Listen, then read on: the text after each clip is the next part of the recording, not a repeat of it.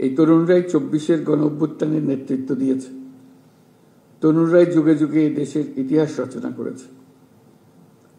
আমাদের চলার পথে প্রতিনিয়ত নতুন নতুন চ্যালেঞ্জ আসবে। কখনো তা জনস্বাস্থ্যের সংকট, কখনো শিক্ষার অপর্যাপ্ত সুযোগ, আর কখনো পরিবেশগত বিপর্যয়।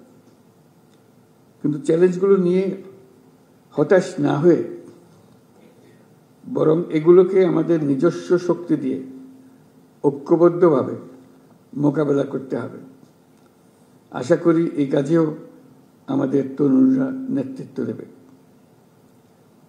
স্বেচ্ছাসেবা কেবল আত্মমানবতার কল্যাণেই সীমাবদ্ধ নয়, এটি আত্ম উন্নয়ন, চরিত্র গঠন এবং নেতৃত্বের গুণাবলী বিকাশের এক আদর্শ মাধ্যম। আমরা চাই আমাদের তরুণরা কেবল স্বেচ্ছাসেবক হিসেবেই থেমে থাকবে না, সমাজের নীতি নির্ধারক, উদ্ভাবক এবং পরিবর্তনের স্থপতি হিসেবে নিজেদের তুলে ধরবে।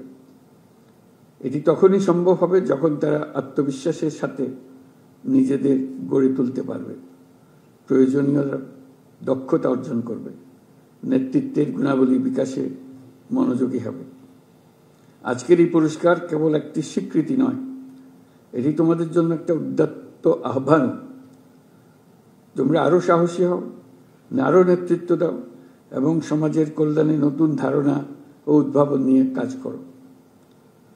সমাজের প্রতিটি ক্ষেত্রে তোমাদের সক্রিয় অংশগ্রহণ অনেক ইতিবাচক পরিবর্তন আনতে পারে। স্বাস্থ্য খাতে তোমাদের একটি ক্ষুদ্র উদ্যোগ হাজারো শিশুকে রোগমুক্ত রাখতে পারে।